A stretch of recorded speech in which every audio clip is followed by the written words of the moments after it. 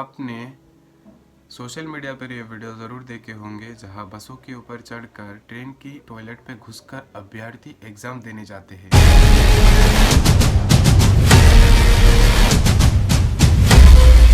हम इसे बेरोज़गारी कहते हैं, लेकिन क्या यह सिर्फ एक बेरोज़गारी है या फिर एक ऐसा चक्रव्यूह जिसमें भारत का युवा अपनी मर्जी से फंसता जा रहा है। आज हम बात करेंगे उस सरकारी नौकरी की जुनून की जहां सफलता का चांस 0.1% है। एक लाइन में करोड़ों लोग खड़े हैं। आखिर क्यों? ये अर्थशास्त्र है या मनोविज्ञान? चलिए डिकोड करते हैं।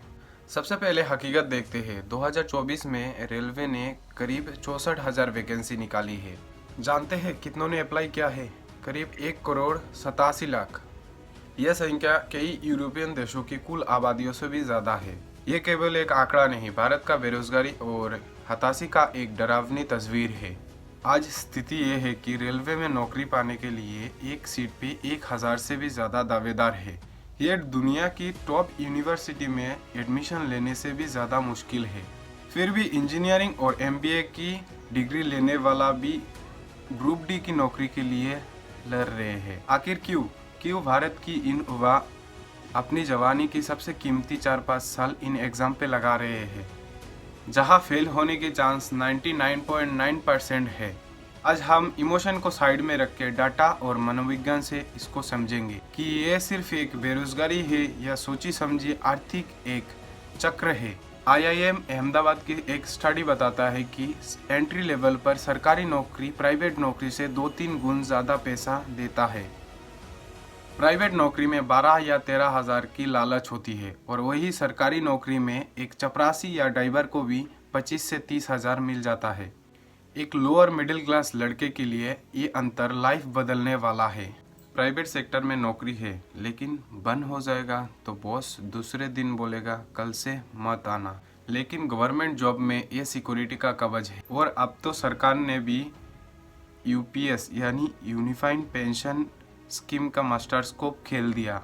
इस स्कीम में आपकी सैलरी के आखिरी प्रतिशत आपकी पेंशन का गारंटी है। सोचिए, आप अगर 60,000 सैलरी में रिटायर्ड होते हो तो पूरा ज़िंदगी आपको घर बैठे 30,000 करके पेंशन मिलता रहेगा। वो भी महंगाई के साथ बढ़ता रहेगा। लेकिन अगर आप प्राइवेट सेक्टर में ये फैसिलिटी पाना चाहते हो तो आपको कई करोड़ों रुपीस फंड जमा करना पड़ेगा, तब जाके आपको ये फैसिलिटी मिलेगा। इसीलिए 4-5 साल कमरे में बंद होके ये तैयारी करना इनको सही लगता है। लेकिन भारत में नौकरी सिर्फ पेट भरने की साधन नहीं, ये समाज में छाती चौड़ी करने की एक लाइसेंस भी है। खासकर UP, बिहार, राजस्थान सरकारी नौकरी शादी बाजार का एक करेंसी बन गया है। हरियाणा पे तो एक नया ट्रेंड पड़ गया है जिसे कहते हैं क्रेटा क्रेज। वहाँ शादी में कार की डिमांड बढ़ गई है, लेकिन ये डिमांड सिर्फ उन लोगों के लिए है जिनके पास सरकारी नौकरी है। एक पिता अपने बेटी के लिए 1 लाख कमाने वाला एक सॉफ्टवेयर इंजीनियर को ठुकरा देगा, लेकिन वही अगर 40,000 कमाने वाला एक रेलवे क्लर्क है तो उसे वो अपना दामाद बना लेगा। क्यों? क्योंकि प्राइवेट वालों का भरोसा नहीं और सरकारी वाला राजा है। ये एक सामाजिक दबाव स्टूडेंट को ऐसा एक जाल में धकेल रहा है जहां वो अपने खुशी के लिए नहीं बल्कि रिश्तेदारों की मुंह चुप कराने के लिए 10-12 घंटे एक कमरे में बैठ के पढ़ रहे हैं। मैंने हाल ही में एक फिल्म देखी, 12th fail. Manoj Sharma IPS बन गई। लेकिन क्या आपने इस फिल्म की दूसरी कैरेक्टर गौरिक भैया पर ध्यान दिया? वो शख्स जिसने 6 अटेम्प्ट दिया था और अपना जवानी की 10 साल बर्बाद कर दिया मुखर्जी नगर की इन गलियों में, और अंत में खाली हाथ रह जाते हैं। हकीकत यह है कि हर एक मनोज शर्मा के पीछे 1,000 ऐसे गौरिक भैया रहते हैं जो कभी घर नहीं जा पाते। UPSC का सक्सेस रेट 0.1% से 0.2% है, यानी 1,000 में से 998 लोग फेल होने वाले हैं। यह काम करता है एक खतरनाक मनोवैज्ञानिक खेल, सन कॉस्ट फैलोसी। इसे हम ऐसा समझेंगे, एक स्टूडेंट 21 साल की उम्र में तैयारी शुरू करता है।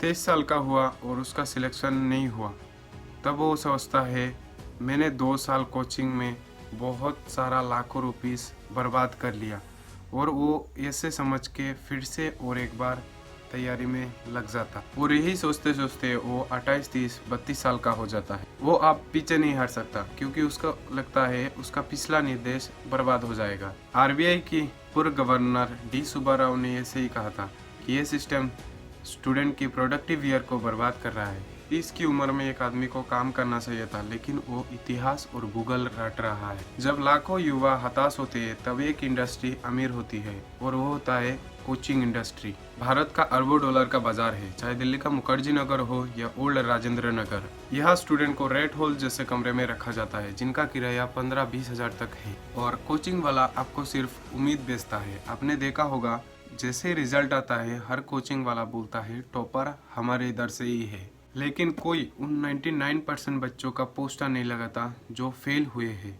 2024 में हमने देखा कि कैसे भैंस में पानी भरने से स्टूडेंट की मौत हुई। ये सिर्फ एक दुर्घटना नहीं थी, ये उस सिस्टम की लापरवाही थी जो सिर्फ स्टूडेंट को कैश मशीन समझता है। तो सवाल ये है कि क्या सरकारी नौकरी की तैयारी करना गलत है?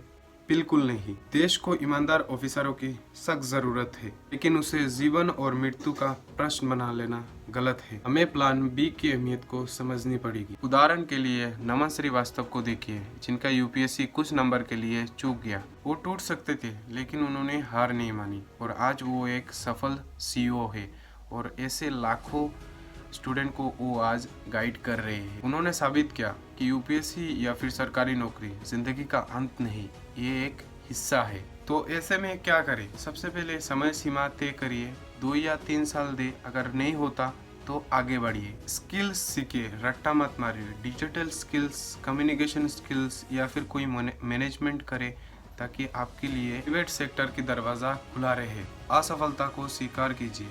गोरी भाई बनना कोई शर्म की बात नहीं, पर शर्त यह है कि आप समय रहते हुए कोई दूसरा रास्ता चुन लीजिए। सरकारी नौकरी एक सुरक्षित पिंजरा हो भी सकता है, लेकिन खुले आसमान में उड़ने की और भी तरीका है।